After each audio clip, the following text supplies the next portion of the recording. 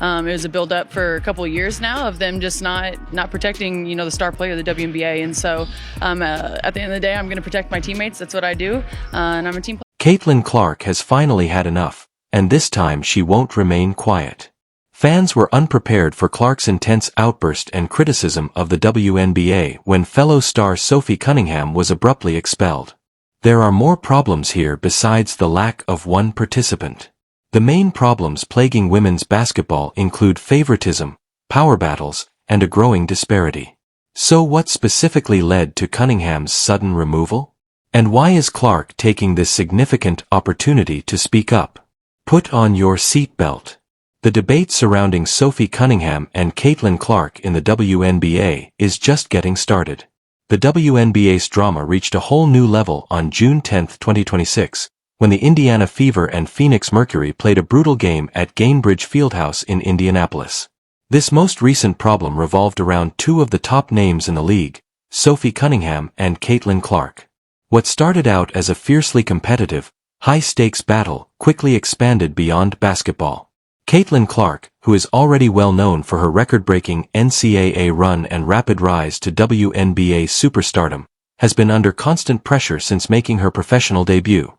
Her skill set draws sizable crowds and widespread media coverage, but it has also become her a target for both on-court defenders and off-court critics. Game after game, Clark has been punished severely, which has sparked debate within the basketball world. Some supporters call it rookie hazing, while others think there's a deeper reason behind these persistent attacks. Clark's bodyguard is Sophie Cunningham, who is known for her unwavering allegiance and straightforward manner. Sophie has never given up on a battle, and on this particular occasion, her protective instincts truly came into play. Midway through the second quarter, Cunningham charged in without thinking as Clark collapsed after yet another serious foul. She confronted the offending player, making her presence known even though she wasn't involved in the action. The quickly developing scene saw players charging into the altercation, shouting, shoving, and referees desperately attempting to keep control. After a lengthy video evaluation, the officials made their decision public. Sophie Cunningham was expelled for intensifying the altercation. Fans exploded on social media in a matter of minutes. Many saw Sophie not as a nuisance but as the only person willing to stand up for Caitlin Clark. But why did Sophie Cunningham's endorsement of Caitlin Clark spark chaos and rage across the WNBA? Keep watching. The turning point was Sophie's final defense of Caitlin Clark.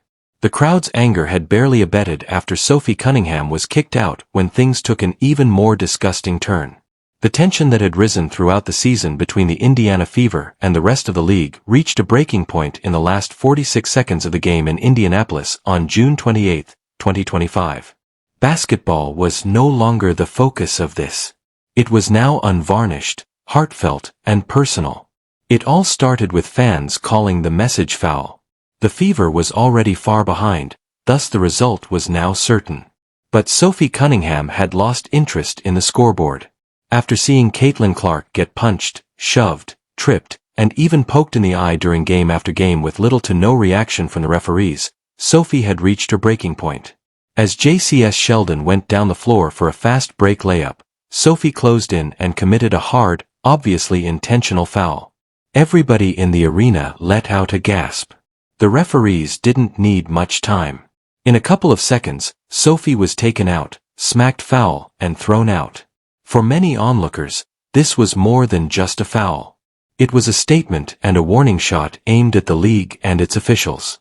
If you won't stand up for Caitlin, I will. Fans responded online, with some criticizing Sophie for going too far and others applauding her for acting appropriately. After the game, interviews showed how deeply frustrated people were. When reporters questioned Caitlin about the incident, she remained calm but couldn't hide her frustration.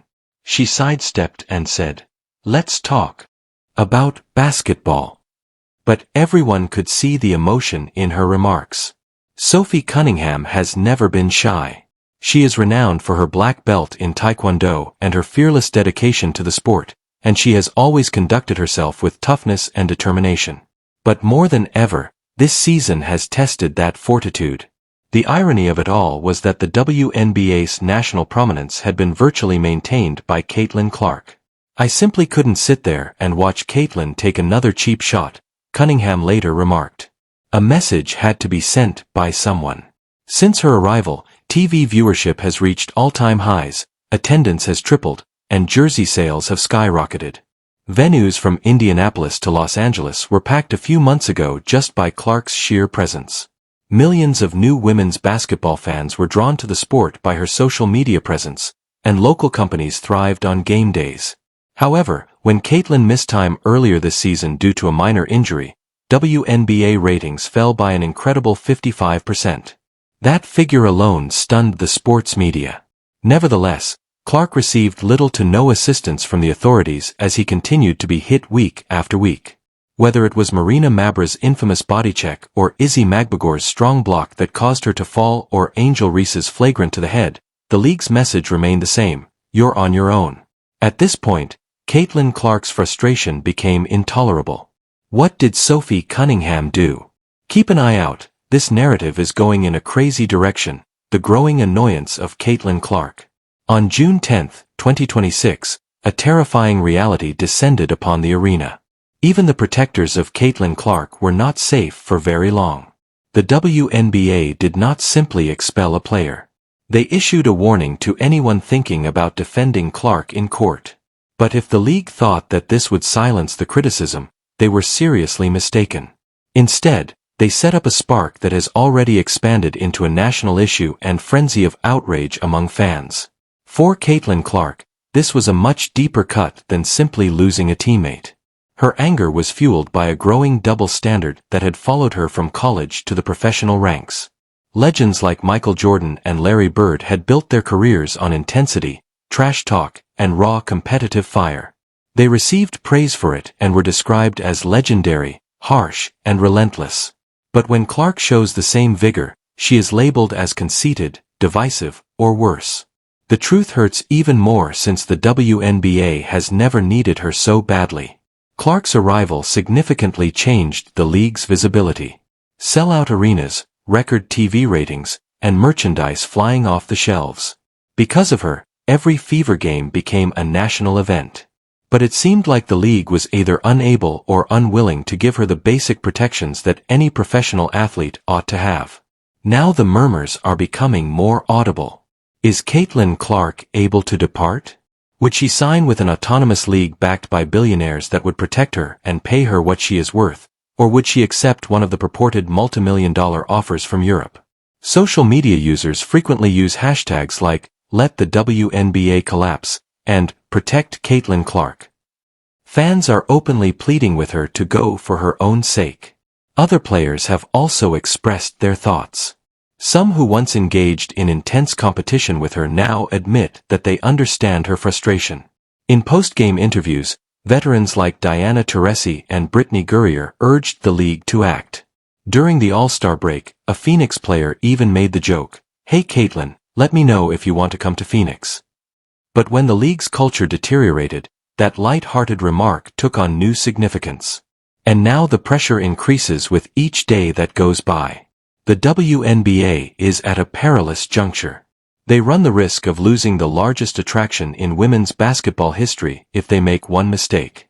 How, then, did one rising star and her toughest defender bring the WNBA to its knees? You won't want to pass this up. A league split over Sophie Cunningham and Caitlin Clark. Social media was already on fire as the night in Indianapolis on June 10, 2026, came to an end. Fans were furious on Instagram and Twitter within minutes of Sophie Cunningham's expulsion. Sophie Cunningham's dismissal for defending Caitlin Clark is precisely what's wrong with this league, a user tweeted. Another person wrote, "She's the only one willing to have Clark's back, and this is the thanks she gets." Caitlin Clark's response on the court was more powerful than her remarks. Caitlin, who is renowned for her intense concentration and inability to express her feelings outside of gaming, was unable to contain her annoyance this time. With a tense attitude, Clark approached the scorer's table while officials gathered there, making hand gestures in an attempt to get answers. Her brief but pointed conversation with the officers was captured on camera. Later, Clark maintained her composure in post-game interviews, but her tone revealed her emotions. She made it very evident that she valued Sophie's support and that playing under this kind of unrestrained aggression was exhausting her without openly criticizing the officials or the league. She acknowledged that it's difficult. However, I am grateful to my teammates for defending me. This was more than simply another game day plot for a lot of fans. It became the most recent instance of what they perceived to be an expanding pattern of unjust treatment. Throughout the season, Clark had suffered blindside blows, body knocks to the floor, and elbows to the ribs with little to no response from league officials. The ejection of Cunningham seemed to be the final straw. Sophie also didn't let the occasion go unnoticed. She wrote on Instagram, "I'll always ride for my teammates," hours after the game. Forget about it. In a matter of minutes, that one line became global. ESPN pundits, former WNBA players, and even a few current NBA players joined in the discussion. While some debated whether Sophie had gone too far, others commended her for her loyalty and courage. The following morning, the WNBA league office confirmed that Sophie Cunningham would not be suspended and released a statement supporting the umpire's in-game ruling. It was intended to defuse the situation, but if anything, it made everything worse. Fans believed that the penalty still fell short of the league's uneven performance in player protection. Caitlin Clark, meanwhile, was doing what she does best, letting her game do the talking. She ended the game that evening with 28 points, 9 assists, and 5 rebounds despite all the commotion. However, one question remains as the cacophony intensifies. How much longer can Clark bear this burden? The crucial question at hand is how much longer Caitlin Clark can handle this intensifying storm by herself. Hold on tight. I take it that this is what occurs. This is what takes place. You have competitive women who are the world's greatest at what they do, don't you? They will compete and support their teammates if you let them play physically and let these things happen. The Caitlin Clark controversy in the WNBA is an example of what happens when competition becomes hazardous. The commotion around Caitlin Clark only became louder as she left the court following yet another exhausting night in Indianapolis. This was no longer about a single guy having a difficult game or a couple hard fouls. It concerned a league losing control over an issue that had been developing for some months. The WNBA's Caitlin Clark issue has spiraled into something no one can ignore. What started out as challenging physical play, a normal aspect of elite competition, has now evolved into something much riskier. On-court targeting, cheap shots, hard fouls, and even online harassment from players and supporters. There are new highlights of Clark being hit, shoved, or grabbed without repercussions every week. The figures are astounding. As of June 30, 2025, Caitlin Clark was the target of more than 17% of all egregious fouls this WNBA season. Give that some thought. Almost 1 in 5. And things worsen. A startling 80% of. Those reports came from the Chicago Sky, which was previously at the center of several contentious Clark-related incidents. Stephanie White, Clark's coach, has had enough. She confronted the league head-on in front of media following yet another game marred by incidents. She claimed that this has been going on for the entire season. The problem affects the entire league. White didn't hold back when questioned about a technical foul she received during the game. She stated there was no explanation, but it was clear that something was going on. Things is what happens when officials lose control of a ballgame and permit things to continue. Fans are also at their breaking point. Comments such as, "Is anyone going to stand up for Caitlin Clark?" flooded social media. This isn't basketball anymore. There's a fight every night. NBA players have begun to express their thoughts as well. "Yes, she has a target on her back, but she doesn't deserve this," said Shady McCoy. Fans are not the only ones who criticize. Sponsors and sports media are now closely monitoring the issue. Some are even questioning whether the WNBA can survive this growing PR disaster. The league achieved record viewership following Clark's debut, but its player safety procedures and officiating standards are currently under scrutiny. The true surprise, though, is whether sponsor pressure and public outrage may lead to the WNBA's collapse. Watch this space to find out. The situation around Caitlin Clark gets darker and more alarming with every game, from basketball to combat. What began as physical, combative basketball has now escalated into something much more dangerous: pure hatred. The game in Indianapolis on June 20, 2026, was the most recent example, though by no means the only one. The WNBA Commissioner Kathy Angelbert has not yet publicly addressed the growing situation. Fans are witnessing game after game devolving into chaos, the referees seeming to have completely lost control, and there are numerous angry messages on social media that refer to the league as a circus. Clark is now a constant target, receiving everything from full body checks to eye pokes. The league's silence intensifies as the attacks mount. NBA greats like Kevin Garnett, Paul Pierce, and Paul George have openly demanded that Clark be safer. Garnett's words, "Your best player, you protect her," summed it up. However, the league's passivity forced the Indiana Fever to take matters into their own hands.